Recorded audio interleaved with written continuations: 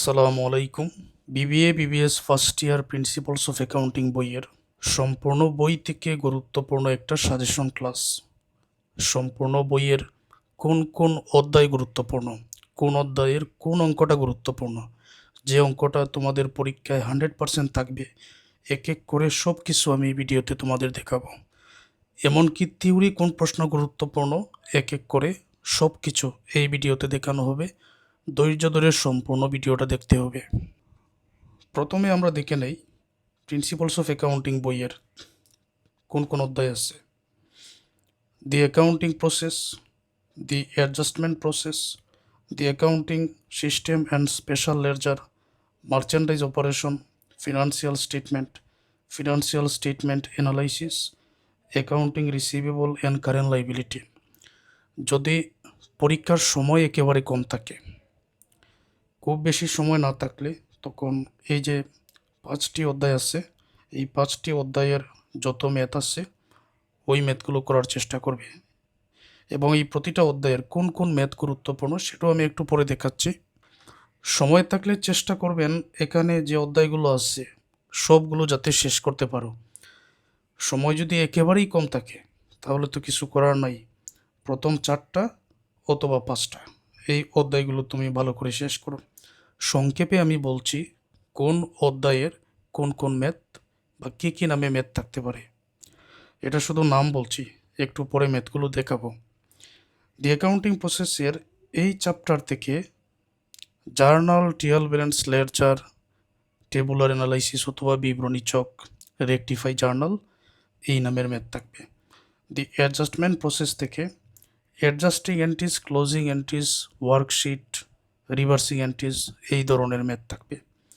The accounting system and special ledger, এটা থেকে cash receive journal, cash payment journal, sales journal, purchase journal, এগুলো কিন্তু আমার paid ব্যাচে আমি খুব সুন্দর করে এক একটা ম্যাথের সমাধান বুঝিয়ে দিয়েছি। মার্চেন্ডাইজ অপারেশন থেকে 2টা নিয়মের জার্নাল আছে, periodic inventory system, perpetual inventory system. তো পারপেচুয়াল ইনভেন্টরি সিস্টেমের জার্নালের ম্যাথ এবং FIFO, LIFO, weighted average method, simple average method এই জাতীয় মজুত পণ্য অথবা কাঁচামালের হিসাব সংক্রান্ত ম্যাথগুলো থাকে। ফিনান্সিয়াল স্টেটমেন্ট থেকে এই চ্যাপ্টার থেকে পরীক্ষায় থাকে income statement, balance sheet, owner security statement. Financial statement analysis, আর্থিক বিবরণী, আর্থিক অবস্থার বিশ্লেষণ, অর্থাৎ এই ফিনান্সিয়াল স্টেটমেন্ট, আর্থিক বিবরণীতে যে তথ্যগুলো পাওয়া যায় এই তথ্যগুলো নিয়ে বিভিন্ন অনুপাত বিশ্লেষণ করা হয়, যেমন চলতি অনুপাত, ত্বরিত অনুপাত এই জাতীয় math. Accounting receivable and current liability, দেনাদার এবং চলতি দায় সংক্রান্ত ম্যাথ এই চ্যাপ্টার থেকে থাকে।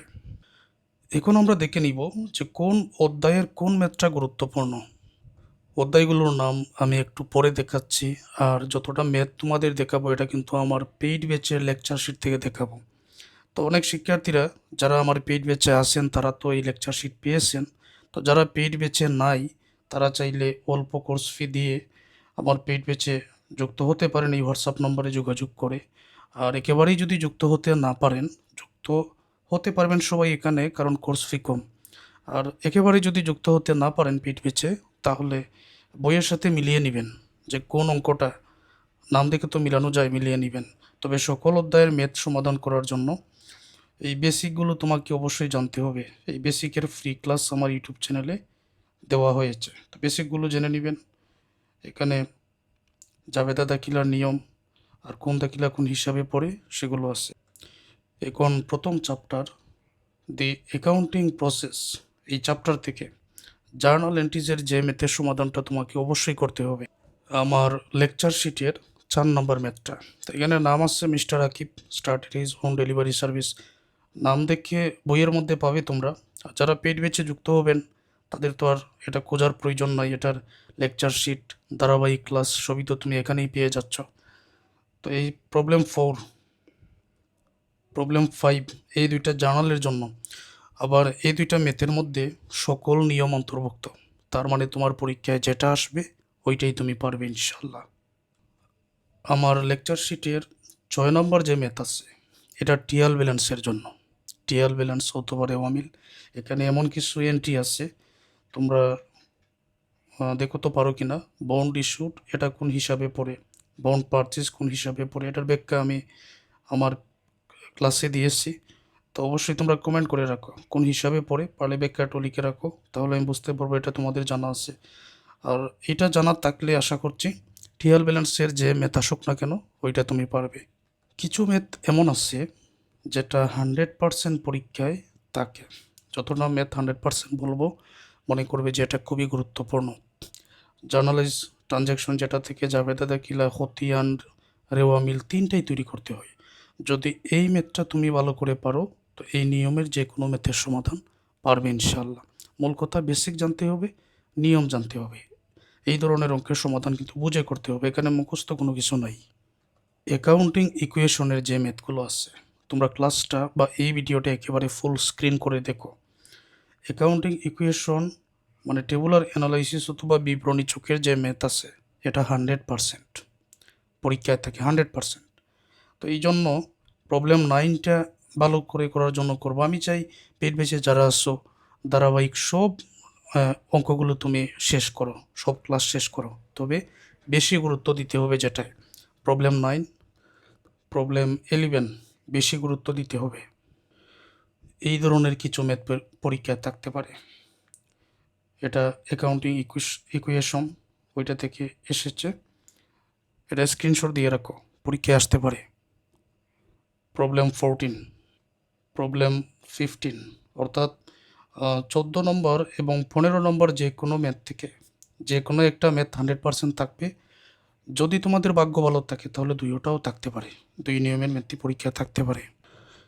রেকটিফাই জার্নাল এটার জন্য প্রবলেম 16, এই ম্যাথের সমাধানটা তোমরা করে রেখো।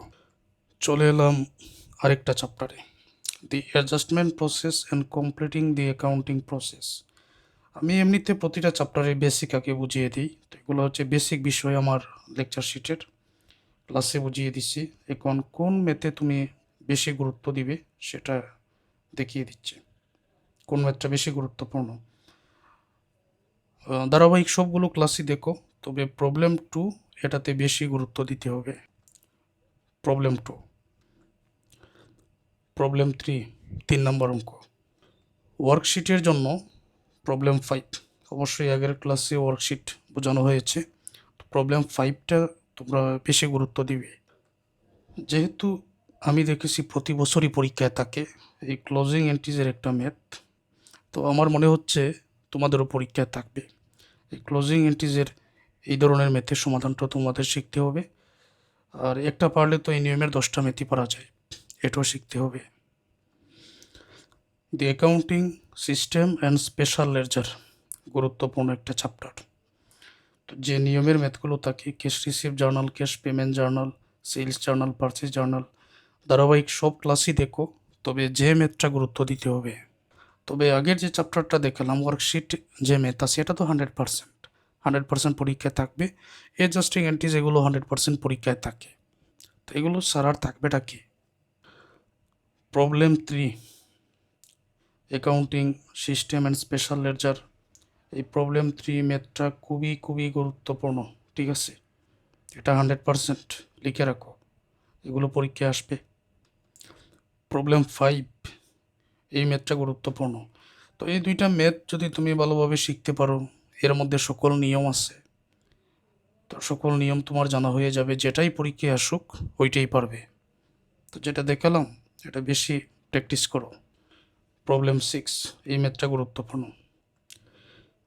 মার্চেন্ডাইজ অপারেশন, এই চ্যাপ্টার থেকে বেসিকটা অবশ্যই আমি আমার ক্লাসে বুঝিয়ে দিয়েছি। এখন যে ম্যাথ গুরুত্বপূর্ণ 3 নম্বর, এই ম্যাথটা পরীক্ষায় আসার সম্ভাবনা খুবই বেশি। এটা যদি নাও আসে এই নিয়মের মধ্যে 100% পরীক্ষায় একটা ম্যাথ থাকে। প্রবলেম 4, এই ধরনের ম্যাথও তোমাদের পরীক্ষায় থাকে।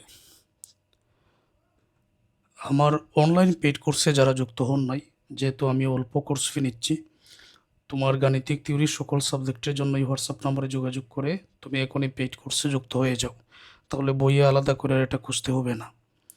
আর যদি পেইড কোর্সে যুক্ত না হতে পারো তাহলে স্ক্রিনশট দিয়ে রাখো, বই থেকে এগুলার যেভাবেই হোক ক্লাসগুলো তুমি দেখে নাও, তারপরে আমি এই ধরনের ম্যাথের সমাধান শিখো। তো এগুলোর মধ্য থেকে কিছু ক্লাস আছে আমার ইউটিউব চ্যানেলে ফ্রি করে দেওয়া হয়েছে, সব তো আর ফ্রি করে দেওয়া যায় না, বাকিগুলো পেইড ব্যাচের শিক্ষার্থীদের জন্য। প্রবলেম 5টা এটাও খুবই গুরুত্বপূর্ণ, এই ধরনের ম্যাথও পরীক্ষায় থাকে। এই 3টা ম্যাথ ভালো করে আয়ত্ত করো। আচ্ছা, এটা হচ্ছে চ্যাপ্টার ফিনান্সিয়াল স্টেটমেন্টের জন্য, নামটা মনে রাখো। ফিনান্সিয়াল স্টেটমেন্ট এটার মানেই হচ্ছে আমাদের income statement, owner security statement, balance sheet, এই ধরনের ম্যাথের সমাধান করতে হবে। প্রবলেম 1টা তোমরা ভালো করে আয়ত্ত করো, তো এটা জানতে পারলে অন্যান্য ম্যাথের সমাধানটাও সহজ। গুরুত্ব দিয়ে সমাধান করো প্রবলেম 2। এই যে নামটা দেখে রাখো, এই হচ্ছে সম্পূর্ণ ম্যাথ। প্রবলেম 4, দেখা গেছে কিছু প্রশ্ন যে সেবামূলক ব্যবসা প্রতিষ্ঠান থেকে চলে আসে, তো এটা সেবামূলক ব্যবসা প্রতিষ্ঠানের একটা ম্যাথ, এই ম্যাথের সমাধানটা তোমাদের শিখতে হবে। এখন যে ম্যাথগুলো আমি দেখাবো এটা হচ্ছে ফিনান্সিয়াল স্টেটমেন্ট অ্যানালাইসিস, আর্থিক বিবরণী বিশ্লেষণ। তো গুরুত্বপূর্ণ হচ্ছে এখানে প্রবলেম 1, এই ম্যাথের সমাধানটা শিখতে হবে। আর এই চ্যাপ্টারটা হচ্ছে সূত্র নির্ভর একটা চ্যাপ্টার। 3 নম্বর এই ধরনের ম্যাথ পরীক্ষায় থাকতে পারে। 4 নম্বর অঙ্কটা ফিনান্সিয়াল স্টেটমেন্ট অ্যানালাইসিসের, এই 4 নম্বর অঙ্কটা খুবই গুরুত্বপূর্ণ। এবং 5 নম্বরটাও ভালো করে আয়ত্ত করেন, বিশেষ করে সূত্রগুলো মনে রাখতে হবে।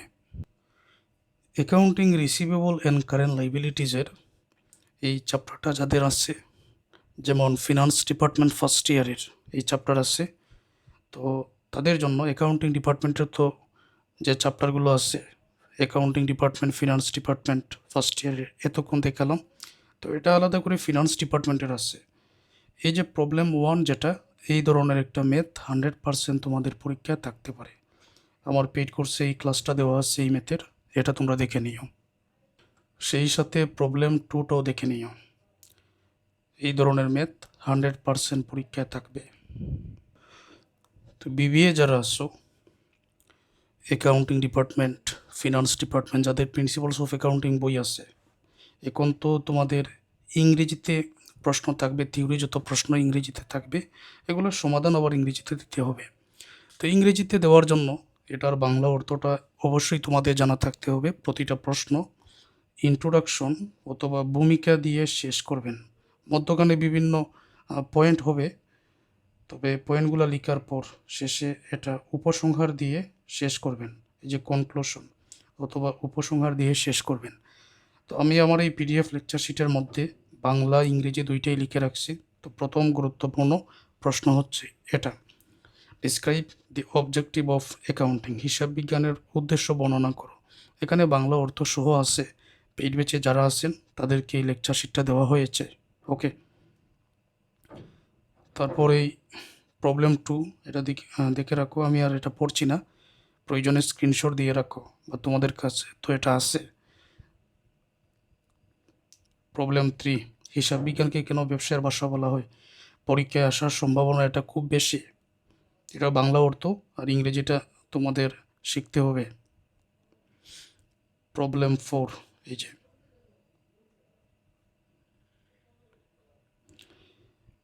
প্রবলেম 5, হিসাব বিজ্ঞানের ধারণাগত কাঠামো কি।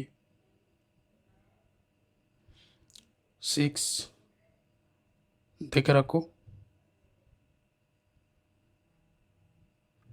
7 এই যে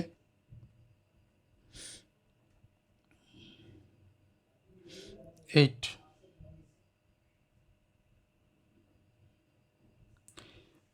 কোয়েশন 9 আছে এখানে দেখো, এটা স্ক্রিনশট দিয়ে রাখো। হিসাব বিজ্ঞানের বৈশিষ্ট্য সমূহ আলোচনা করো, কোয়েশন 10। আমি আশা করছি এই 10টার মধ্য থেকে তোমাদের পরীক্ষায় চলে আসবে। তো এই ক্লাসের মধ্যে যতটা ম্যাথ গুরুত্বপূর্ণ তোমাদের দেখালাম, এগুলো ভালো করে প্র্যাকটিস করো।